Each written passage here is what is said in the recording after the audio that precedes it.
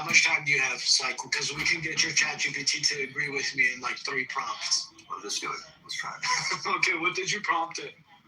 I got 20 bucks. I was like, can coercion. So I'm not going against Cycle. I'm going against ChatGPT right now. Can. It's a fresh thread. Can coercion be a form of affiliation? So I even put the can, right? And then what it said was this. It says, here it goes down. It says, see, necessary for, okay, is coercion sufficient for affiliation? No. Coercion compatible with affiliation status? Yes, but only a derivative in a defective case. Is voluntariness necessary for true affiliation? It says yes, right? So then, it's a final answer. No, coercion is not a form of affiliation. It is a mechanism that can produce affiliation-like outcomes, but it does not meet the defining condition of voluntary alignment. I mean, and there you go. That last sentence is what my position was, that it could be. The outcome could be affiliation. No. Look, okay. It's not. It's saying it's definitionally false. You're looking at the mechanism of like two people doing a thing to get something done. The part that's different is the volunteer. So, like, for example, if someone goes to like prison, right, and then they have to like do some type of like community service, they're forced to do that. That's not an affiliate program. You ever been an affiliate for somebody? Like, I've done it for sponsors for like supplements and stuff, right? It's a voluntary thing. If you're required to do it, if there's a punishment if you don't do it, if you're threatened to do it, that goes against the definition of voluntary. Let me ask you this. Let me ask you this. Do you think slaves were affiliates of masters? If they carried out immoral acts that their masters wanted them to do, then yes. Because you have that dilemma to choose, either die or agree. That's coercion, though. Yes, but then by them doing it, they become affiliated. No, because you're not volunteering doesn't require a threatening option. It's to say if the threat wasn't there, would they still do it? Right, but let's just even take that off the table. Let's just say any form of slavery. Do you think that's an affiliate like type of relationship? Slavery? Yeah, the slave to the master. Unfortunately, yes. Yeah, see, I disagree with you.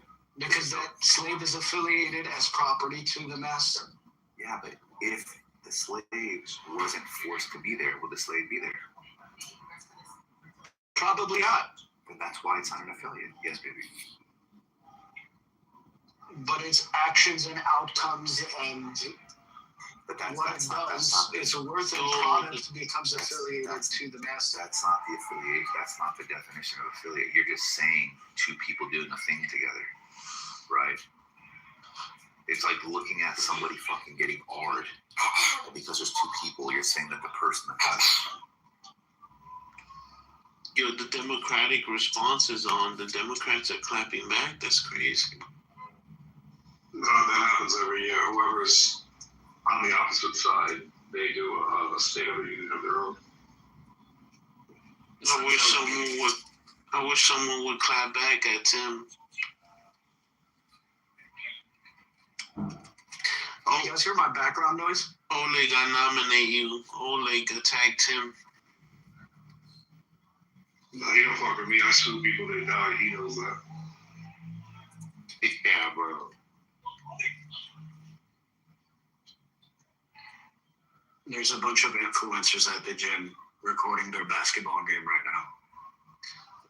Tim is in there.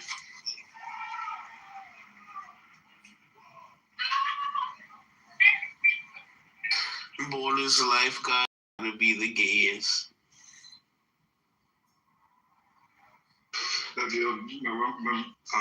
First of all, let me start over. You remember before I got married, I was the affiliate of God? Remember all my affiliates? Yep. New deal every week. Oh no, you talking about the talent, yo. They don't know about Slap Strong Records, bro. Yo, nah, Tim, you're a fucking perv, bro. Looking back, and it's crazy how you hit it by calling me a perv. It's a fact. Hey, God, when he was building Slapstrong, the brand, he like partnered up with like content creators, bro. I swear he was only reaching out to like hot ass chicks that like do Pokemon cards and cosplay and all that. Bro, like, two biggest affiliates are Jeff Wilson and Amanda. Because he What are wanted you that talking that's about? like sells, bro. He wanted Bro. that. He wants to sexualize them. He's a Bro, Nikki, I ended up falling in love with one. Nikki. Yo, she's so bad. And did you realize my two biggest affiliates are Jeff Wilson and Amanda? Yo, get the fuck out of here, bro. You had fucking the Slapstrong Angels, bro. No, I know, but I'm saying my two. You're saying. Yeah, I know. Yeah. But, bro, come on, Tim. When you was up and coming, bro, the Slapstrong Angels, bro. Who else you had? Diego? What's her name? Don Diego. Don Diego. Bro, yo, straight 8s and 9s for the most part, bro. Nikki's fucking dope. I actually ended up falling in love with Nikki. Nikki's collectibles. Once I found out she was into cars, I'm like, yeah. I know she messaged me and asked if you could stop messaging her.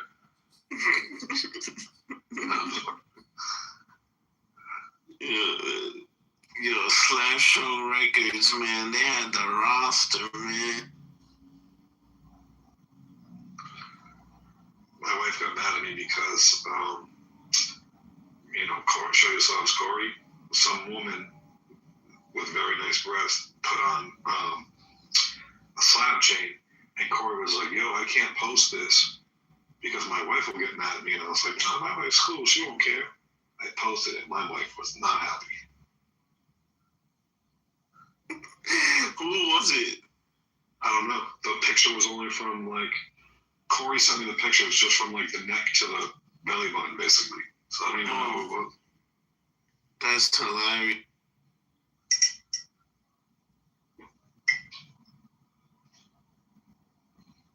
No, these guys know I'm a pervert. I'm just an adult pervert, not like a kitty pervert.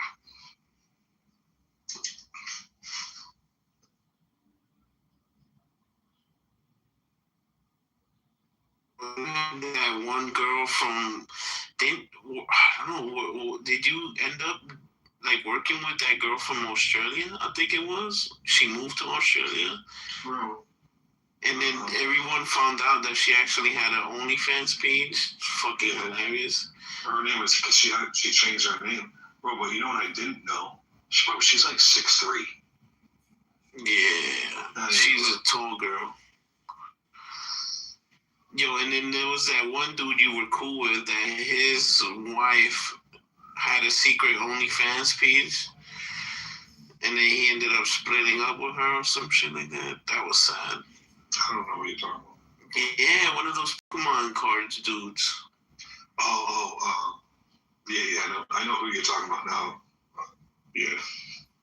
And the worst part is I searched hard and then I finally tracked her down and she wasn't even fucking attractive. I was so fucking pissed, bro. I turned into Sherlock. She was like a Walmart 6. Bro, fuck. I turned to Sherlock Holmes to find it because I remember the post of that dude. First, oh my God. Guys on the internet are the worst, bro. You find out your wife has a secret OF, you go to the internet for fucking sympathy, bro. Fucking assholes. All you get is dickheads like me trying to find out her OnlyFans page or whatever.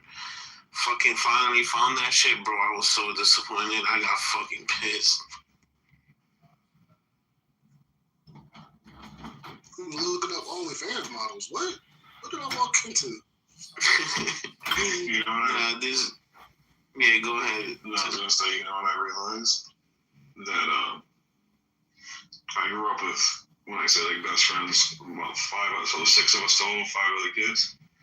And one of my best friends growing up is Armenian. And I actually messaged him the other day to tell him that we can't be friends no more. Because I got too many of the Armenians affiliates. What, are you down to 2 at a time? She just received a blessing. That's what that was. Well, it's a guy, so. Oh, it's a guy? Yeah, so he got a blessing. He's probably like, if it's an Armenian guy, he's probably light on the loafers. Oh, shit. That shit was a blessing to hear Tim say, I don't want to be friends with you anymore. That's a blessing right there. You know, I learned that saying from Tim. That's first of all, that's the widest way to call someone gay, but it's also so funny. It makes me laugh so much. Yo, this is a side topic. Oh, sorry, go ahead. Nah, but did you guys know about that term, light on the loafers? I heard that No, before. first time I heard it. Yeah, you're calling us gay. You're calling us gay. You there? Yes, sir. What's up? Bro, I'm trying to fucking learn how to make a fucking AI agent right now. To do what? What are you using? To do what I want. You know, Io was here. He was talking about that. Yeah, but honestly, brother, like, I've been talked a lot. Just, like, 1 out of 5, I'll understand. But the other 4, I'd like. What AI are you using to create your So AI? I'm using both. So I have a CRM that I use for my work, right? And I'm trying to sample this Did thing. you make the CRM? I didn't make it myself, but I designed it to flow the way the process of my work did. I use Zoho, right? And so I basically created like a virtual production department. You know, like the construction department, like the production department. It's like it's not as valuable in our department in our like business as like canvassers and sales reps, but like once you kind of get the sale, then it's like a lot. So what I'm doing right now is Just be clear, for y'all, production is the guys who are doing the work, right? yeah, they do all the admin stuff, they project manage, they collect the money, everything. Oh, okay. This is the in-house production crew. Yeah. Okay. What I did was with Zoho, because Zoho is usually it's to work with a customer, but none of my Zoho shit goes anywhere. It's all in-house to work production, communicate with each other. It stores the file and does everything, right? Mm-hmm. And it also tells like the other staff, like the job status, like if there's a stipulation, if there's financing issues, right? So what I'm doing right now is I built this agent. I just want to get involved. So I figured, let me just try to make this thing as a sample. And anytime there's a stip, it's going to fucking send a text message through email to the sales rep to say, hey, look, there's a stip on your job, basically. Wait, what's this? A stipulation, like the financing didn't go through. They like, cause I do underwriting, like you forgot to get this signed or you fucking didn't put your name in. So right now I'm testing this shit to where it hasn't worked yet.